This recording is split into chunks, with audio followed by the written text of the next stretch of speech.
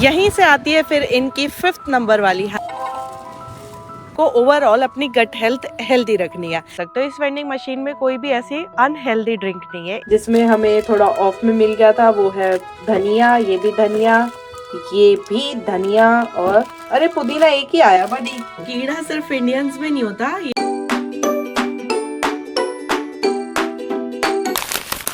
आज अभी हमारी जापानीज रसोई में बन रहा है यहाँ पर बीन्स और आलू की सब्जी, और ये है ब्रेकफास्ट जिसमें है ओट्स प्लस सीड्स, और अभी बस इन्हें फ्रिज में रख दूंगी। कल रात को तो मेरे को चिया सीड्स याद रह गए थे, इसलिए मैंने पानी में भिगो दिया। ये भी इसमें डाल देते हैं। आटा वगैरह बन चुका है, बस बर्तन साफ करते हैं और रोटियां बनाते हैं।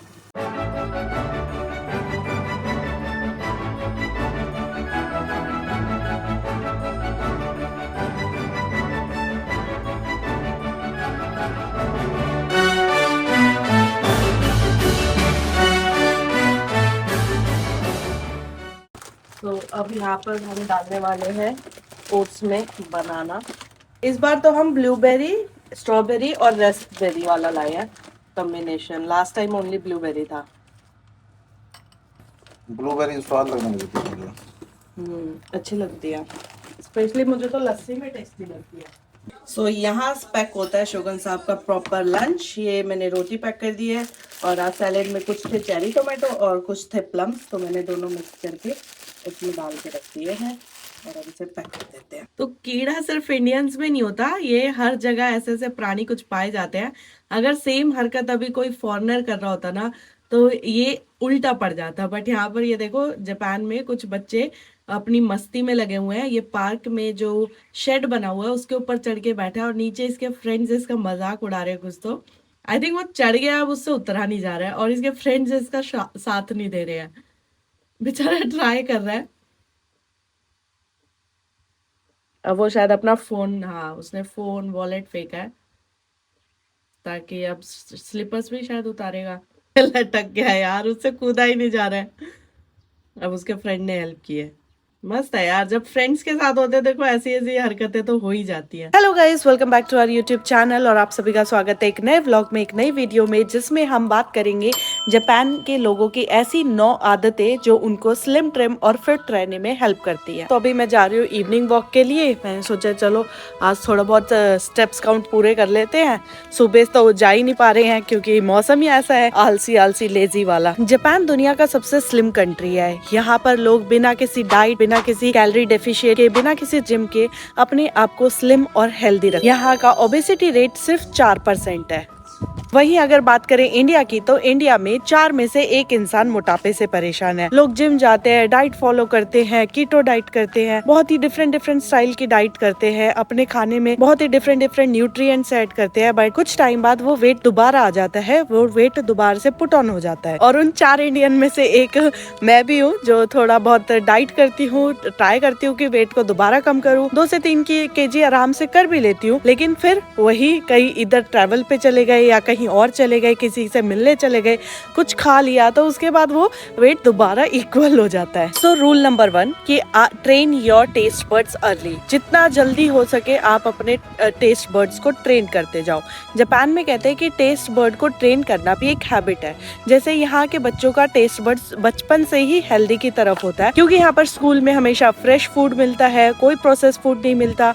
और यहाँ पर ये जैसे फिश हो गई और पॉर्क हो गया, राइस हो गया, ये सब हेल्दी वेजिटेबल्स हो गई, तो ये सब इन्हें स्कूल में ही खिलाया जाता है और वो बचपन से इसे खाते जाते हैं। तो ये उनकी एक हैबिट बन जाती है, एक उनका नेचुरल टेस्ट बन जाता है। तो हेल्दी उनके लिए कोई बहुत बड़ी बात नहीं होती है और कोई स्पेशल खाना नहीं होता। तो लेकिन वही बात करें जैसे अपने इंडिया की, अपने इंडिया में हेल्दी फूड खाना मतलब बहुत एक स्पेशल बात हो जाती है। उसके लिए अलग से आपको ग्रोसरी शॉपिंग करनी पड़ती है, क्योंकि कहीं ना कहीं वो हेल्दी फूड हमारे में नहीं होती।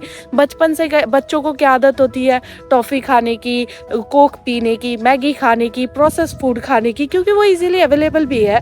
इसमें हमारी भी कोई गलती नहीं है। सबसे पहले तो हमें अपने टेस्ट बड्स ही चेंज करने चाहिए। जैसे कि जो चीज़ हमें नहीं पसंद, जैसे कि पहले मुझे करेला मेरा कोई खास मतलब मुझे वो ही नहीं था। बचपन में जब मम्मी करेला बनाती थी ना, तो मैं उसमें से प्याज निकाल के बस उसके साथ रोटी खा लेती थी, लेकिन करेला नहीं खाती। लेकिन जैसे जैसे बड़े हुए, वेट लॉस करने पे ध्यान दिया और हेल्दी खाने पे ध्यान दिया, तो अब करेला भी मुझे बहुत अच्छा लगता है। अब मैं खुद से करेला लाती देखती हूँ, फिर बनाती हूँ और बड़े चाव से खाती हूँ।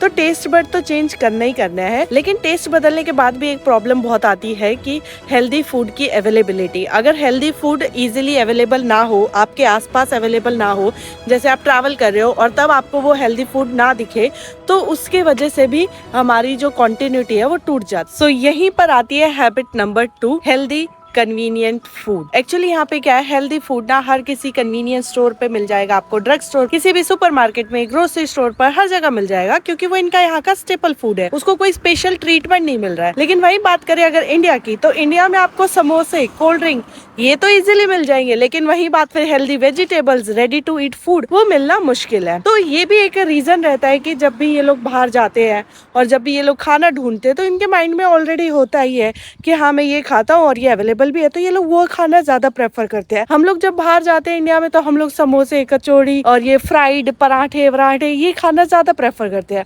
तो कहीं ना कहीं हमें लगता है कि हम डिसीजन ले रहे हैं, बट हमारे जो आसपास का एनवायरनमेंट है वो भी कहीं ना कहीं इस चीज में थोड़ा सा हेल्प करता है डिसीजन लेने में।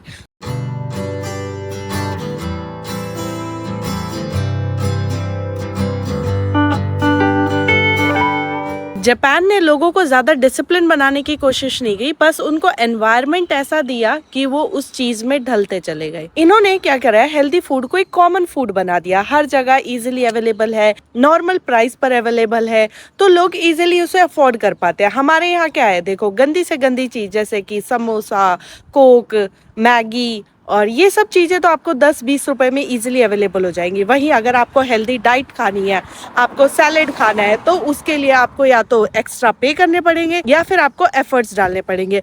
और जब पेट को भूख लगती है ना, टू बी ऑनेस्ट एफर्ट डालने का तो मन ही नहीं करता, ये मन करता है बस जो आस पास है और कुछ अच्छा दिख जाए और बस खा लूँ। तो यहीं पर दोनों देशों में थोड़ा सा चेंज आता है और इसलिए यहाँ के लोग थोड़े हेल्दी होते हैं और अपने यहाँ पर थोड़ा ओबेसिटी ज़्यादा है। वेंडिंग मशीन से ही अंदाज़ा लगा सकते हो, इस वेंडिंग मशीन में कोई भी ऐसी अनहेल्दी ड्रिंक नहीं है, एक दो को छोड़कर।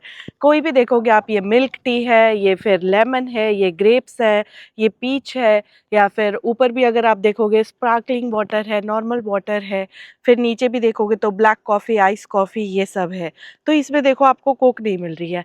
तो यहाँ से भी आप देख सकते हो कि जापान ने हेल्दी में कितने सारे ऑप्शन निकाले हुए हैं, कितनी सारी वैरायटी है जो आप आराम से इजीली कहीं पे भी रोड पर चलते फिरते ले सकते हैं। थर्ड है जो अभी मैं कर रही हूँ, वॉकिंग। जापान ने ना वॉकिंग को अपना एक लाइफस्टाइल बना लिया है। यहाँ पर कोई प्लान नहीं बनाना पड़ता कि चलो आज शाम को इवनिंग वॉक पर जाएंगे, या फिर क्योंकि यहाँ पर नॉर्मल आपके लाइफस्टाइल में है, ई रिक्शा नहीं चलती, छोटे छोटे डिस्टेंस के लिए यहाँ पर बसेस या फिर ऑटो नहीं चलते, 3 व्हीलर्स नहीं चलते, तो ये वॉकिंग इनका एक लाइफस्टाइल बन गया है।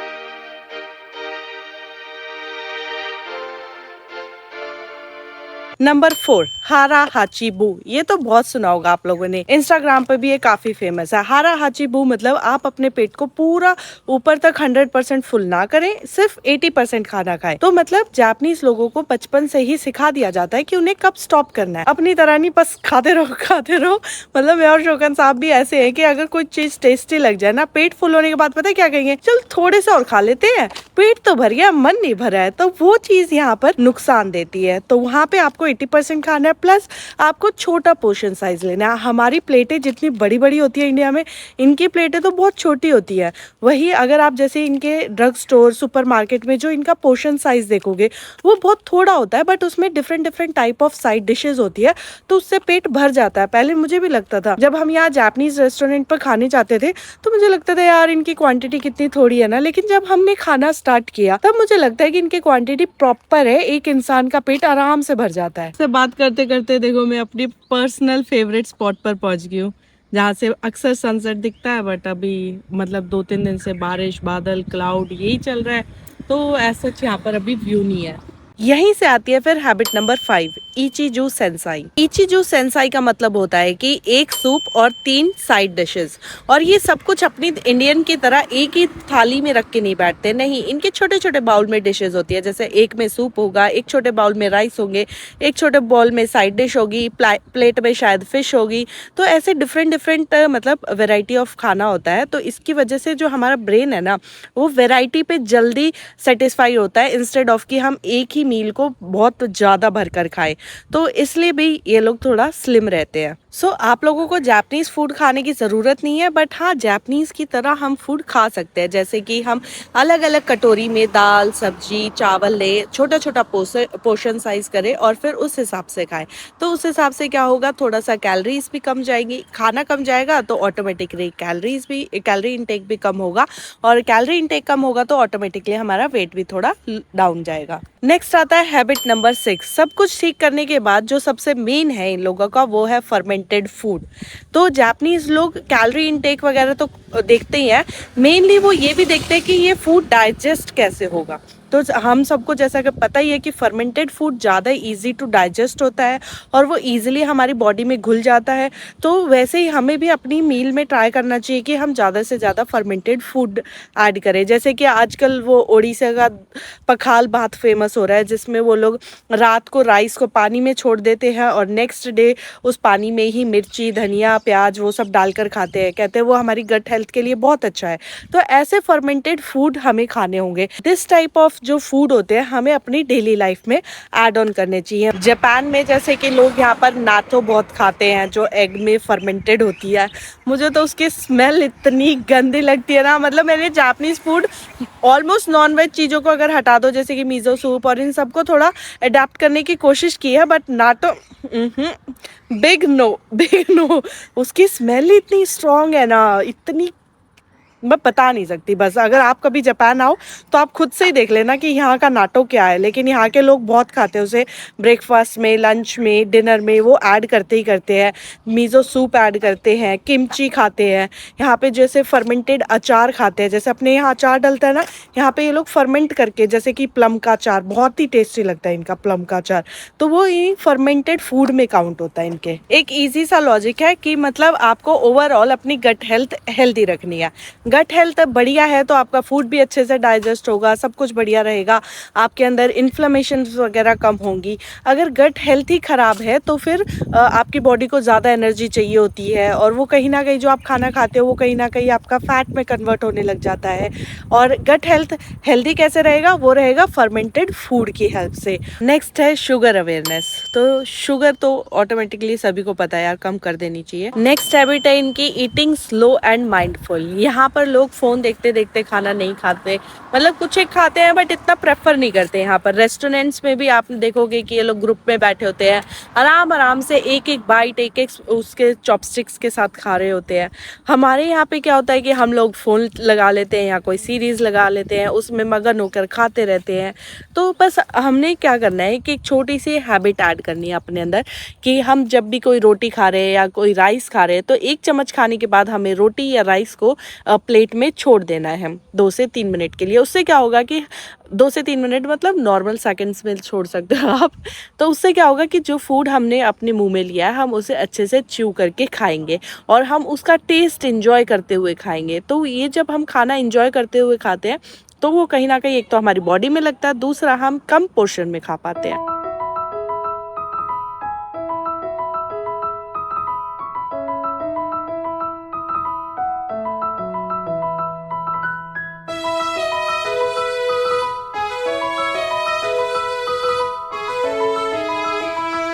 Last but not least, habit number 9, stress relationship with food. मतलब कि जब हम दुखी होते हैं तो कई लोग ज़्यादा खाते हैं, जब हम खुश होते हैं तो हम लोग मीठा ज़्यादा खाते हैं। तो वो जो रिलेशनशिप है हमें वो देखना होगा।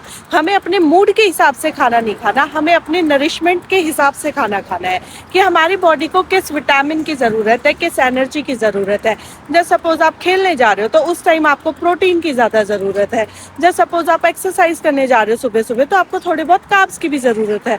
तो इस वे में हमें खाना खाना है, इंस्टेड ऑफ कि आज मैं खुश हूँ आज मैं दबा के खाऊंगा, आज मैं बहुत मीठा खाऊंगा, या फिर आज मैं बहुत सैड हूँ तो आज मैं कंफर्ट फूड बनाऊंगा दाल चावल और भर के खाऊंगा। तो वो वाला रिलेशनशिप हमें अपने फूड को नहीं देना है। इसलिए जापान में जो आपको यहाँ पर ऑलरेडी कुक्ड फूड मिलता है, जैसे कि बेंतो बॉक्स मिलते हैं, सुपरमार्केट में मील्स मिलती हैं, उन पे ऑलरेडी मेंशन होता है कि इसमें कितने कार्ब्स है, प्रोटीन है, फाइबर है, क्योंकि ये लोग उस चीज़ को मेजर करते हुए उस हिसाब से खाना खाते हैं। वॉक करते करते मुझे मिल गए यहाँ पर शोगन साहब। अब हम दोनों मिलकर घर जा रहे हैं। एक्चुअली मैं इस साइड इस टाइम इसलिए ही आती हूँ ताकि ये आ रहे हो ऑफिस से और हम बातचीत करते करते फिर वापस जाएं। हम आए हैं यहाँ पर एंटेक्सो स्टोर में छोटा मोटा सामान लेने, जैसे कि कल के लिए थोड़ा केला चाहिए, बाकी और दूध वगैरह देखते हैं। हमने अपनी शॉपिंग कर ली है, जिसमें हमने मिंट लिया है, धनिया लिया है, नूडल्स लिए हैं, बनाना प्लस ब्रेड।